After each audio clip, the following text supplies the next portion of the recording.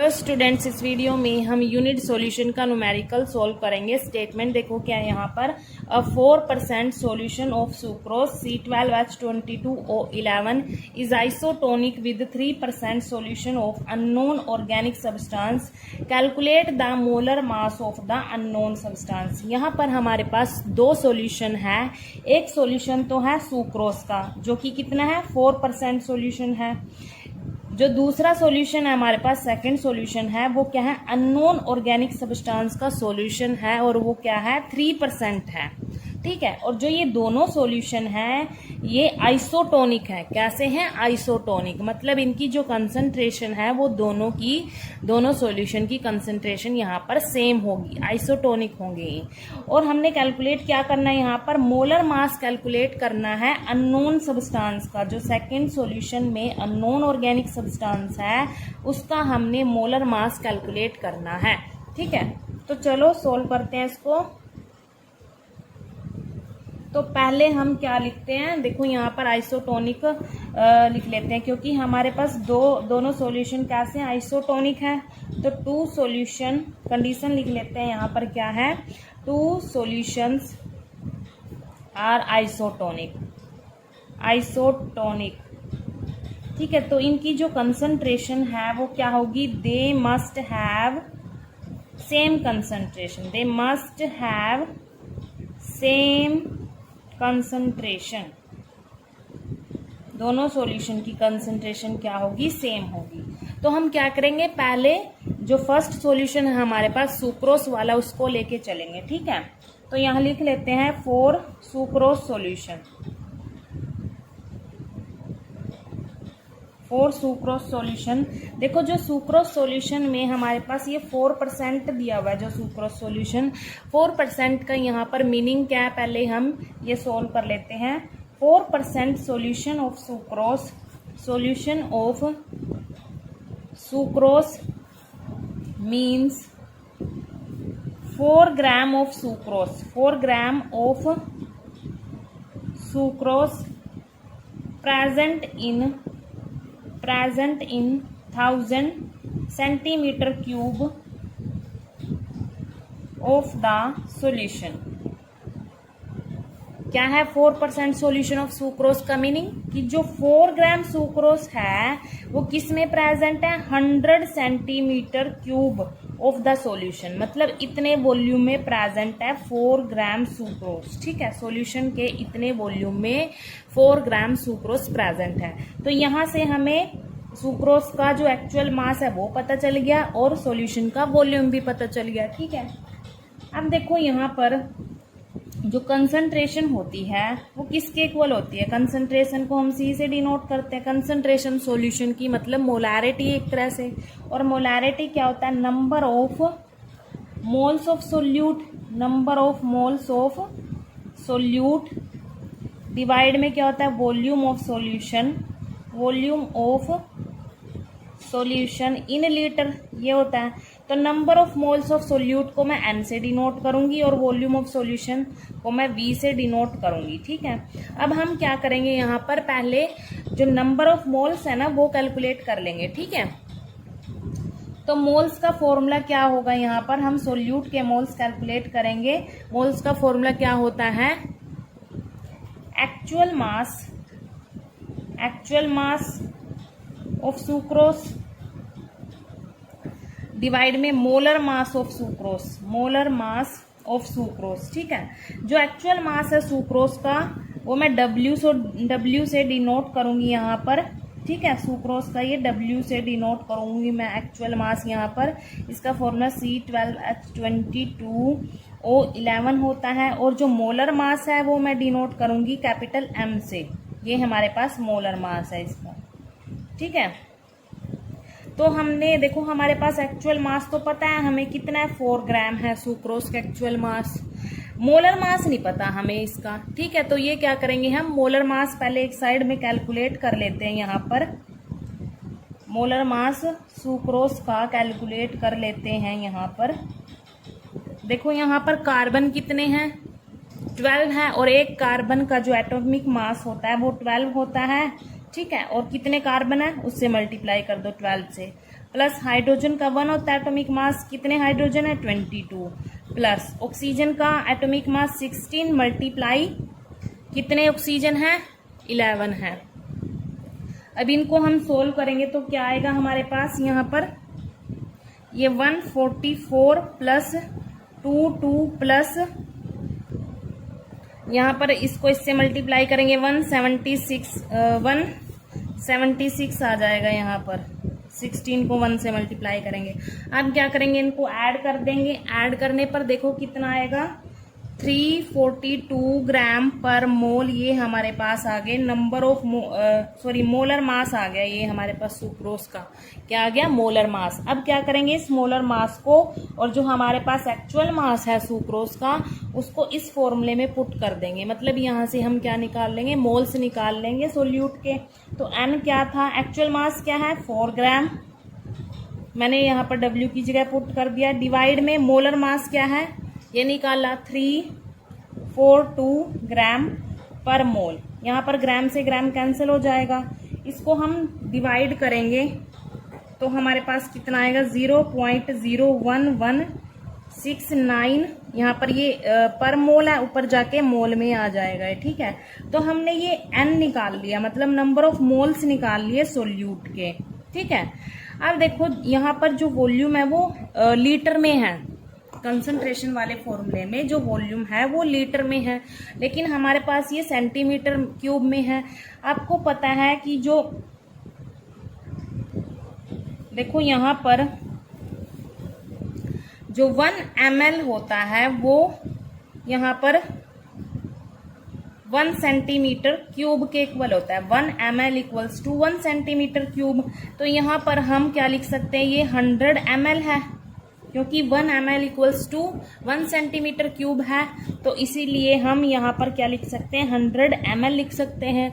अब इस ml को हम लीटर में कन्वर्ट करेंगे। लीटर में कैसे कन्वर्ट करेंगे, इसको हम 1000 से डिवाइड कर देंगे।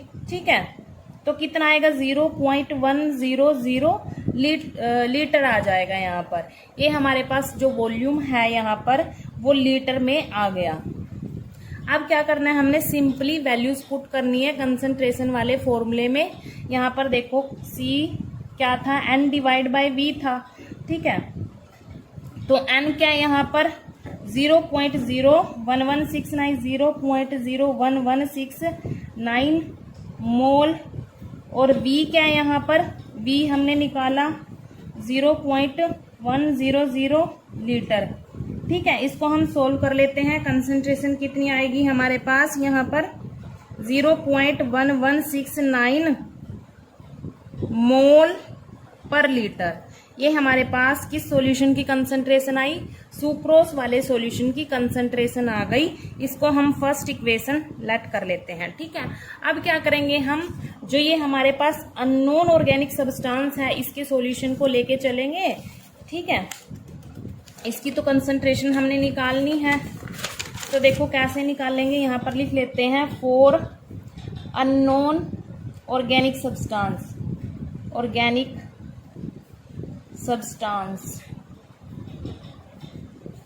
ठीक है, तो यहाँ पर जो सॉल्यूशन है ये अननोन ऑर्गेनिक सब्सटेंस, ये कितना है, यहाँ पर देखो ये कितना है 3% है। ये कितना है 3% है। या तो यहाँ पर 3% सॉल्यूशन का मतलब क्या है, यहाँ पर जो ये अननोन ऑर्गेनिक सब्सटेंस 3% है, इसका मतलब क्या है, यहाँ पर है 3 gram of unknown substance present होगा किसमें, 100 सेंटीमीटर क्यूब ऑफ सॉल्यूशन में, 100 centimetre cube of the solution. ठीक है, मतलब 3% सॉल्यूशन का मतलब क्या है, यहाँ पर जो 3 ग्राम अननोन सब्सटेंस है वो 100 सेंटीमीटर क्यूब वॉल्यूम में, सॉल्यूशन के इतने वॉल्यूम में प्रेजेंट है। तो यहाँ से हमें जो अननोन सब्सटेंस है उसका एक्चुअल मास पता चल गया। मतलब मैं इसको W से डिनोट करूंगी। ठीक है, ये हमारे पास अननोन है, अननोन सब्सटेंस का एक्चुअल मास है कितना है, ये W 3 ग्राम है। ठीक है, और वॉल्यूम कितना है 100 सेंटीमीटर क्यूब है। ठीक है।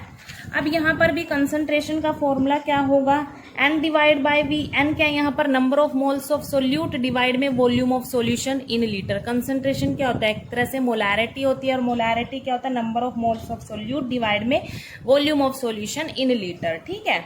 अब यहाँ पर जो N होता है मतलब मोल्स होते हैं, वो कैसे कैलकुलेट करते हैं हम, एक्चुअल मास। एक्चुअल मास ये अननोन का, मैं यहाँ पर सिर्फ अननोन लिखूंगी, ठीक है, तो आप समझ जाना जो ये W अननोन है ये क्या है, एक्चुअल मास है अननोन सब्सटेंस का। तो मोल्स का फॉर्मूला क्या होता है, एक्चुअल मास डिवाइड में मोलर मास। ठीक है, ये कैपिटल M क्या है, मोलर मास है। अब देखो यहाँ पर जो N है हमारे पास, इसमें एक्चुअल मास तो गिवन है, यहाँ पर ये पुट कर दिया मैंने, ये कैपिटल M ये निकालना है हमने, ये क्या मोलर मास है अननोन ऑर्गेनिक सब्सटेंस का। ठीक है, और यहाँ पर जो वॉल्यूम है वो लीटर में होता है, तो यहाँ पर तो सेंटीमीटर क्यूब में है।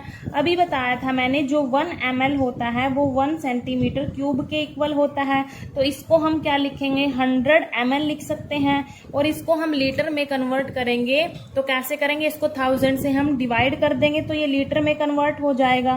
तो डिवाइड करके हमारे पास 0.100 लीटर आ गया वॉल्यूम। अब क्या करना है, सिंपली हमने इस फॉर्मूले में पुट करना है इनको। ठीक है, तो ये N कितना था यहाँ पर, 3 gram divide by M unknown, divide में वॉल्यूम कितना है यहाँ पर 0.100 लीटर। ठीक है, देखो अब इसको मैं रीअरेंज करके लिख सकती हूँ यहाँ पर 3 gram divide molar mass of unknown substance, multiply में आ जाएगा, इसको मैंने रीअरेंज कर दिया। ठीक है, अब ये क्या आ गई हमारे पास, कंसंट्रेशन आ गई अननोन सब्सटेंस। ये हमने हमारे पास सेकंड इक्वेशन आ गई ना, ये किसकी कंसंट्रेशन है हमारे पास, ये किसकी कंसंट्रेशन है, अननोन ऑर्गेनिक सब्सटेंस की कंसंट्रेशन है। देखो अभी हमने क्वेश्चन में पढ़ा कि दोनों सॉल्यूशन क्या है, आइसोटोनिक है। आइसोटोनिक मतलब दोनों सॉल्यूशन की कंसंट्रेशन क्या यहाँ पर सेम है। अगर कंसंट्रेशन दोनों सॉल्यूशन की सेम होगी, अब क्या करेंगे हम यहाँ पर दोनों सॉल्यूशन की कंसंट्रेशन को इक्वल रख देंगे। जो हमने ये अभी सुक्रोस वाले सॉल्यूशन की कंसंट्रेशन निकाली है यहाँ पर, ये देखो ये वाली निकाली है, इसको हमने फर्स्ट इक्वेशन नाम दिया। इस कंसंट्रेशन को हम इस अननोन ऑर्गेनिक सब्सटेंस सॉल्यूशन की कंसंट्रेशन के इक्वल रख देंगे। ठीक है, तो मैं यहाँ पर लिख देती हूँ कि दोनों सॉल्यूशन की कंसंट्रेशन क्या है, इक्वल है। ठीक है, so first equation becomes equal to second equation. ठीक है, क्योंकि दोनों सॉल्यूशन की कंसंट्रेशन क्या है, इक्वल है। तो फर्स्ट जो हमारे पास सॉल्यूशन है उसकी कंसंट्रेशन क्या आई थी, 0.1169 आई थी, और क्या था, मोल पर लीटर था। ठीक है, ये देखो जो सुक्रोस वाला सॉल्यूशन है उसकी कंसंट्रेशन ये थी ना 0.1169 मोल पर लीटर। इसको हम किसके इक्वल रखेंगे, जो ये कंसंट्रेशन है हमारे पास अननोन सब्सटेंस है जो, उस सॉल्यूशन की कंसंट्रेशन के इक्वल रख देंगे। 3 gram divide by molar mass of unknown organic substance, ये हमने निकालना है यहाँ पर 0.100 लीटर। ठीक है, इन दोनों को अब देखो यहाँ पर क्या होगा, जो यूनिट कैंसिल होगी ना उसको हम कैंसिल कर देते हैं, ये लीटर से लीटर इनवर्स कैंसिल हो जाएगा। यहाँ पर क्या बचेगा, मोल बच गया यहाँ पर, और यहाँ पर ग्राम बच गया।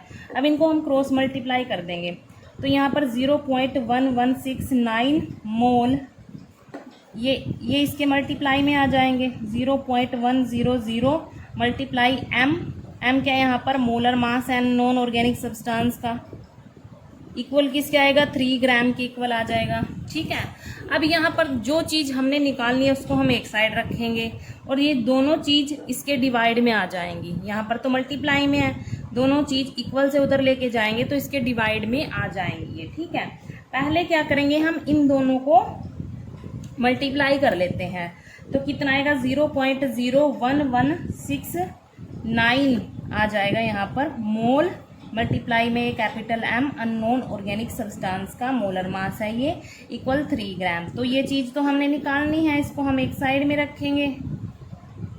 ठीक ठीक है। अब जो ये कांस्टेंट टर्म है ये इसके डिवाइड में आ जाएगी, 3 ग्राम डिवाइड बाय 0.01169 मोल। इसको हम सोल्व कर लेते हैं, कितना आएगा हमारे पास सोल्व करके, ये आएगा, यहाँ पर देखो ये मोल है नीचे डिवाइड में, ऊपर जाके मोल इनवर्स हो जाएगा यहाँ पर, ठीक है। तो इसको डिवाइड करेंगे तो कितना आएगा, 256.6 ग्राम पर मोल।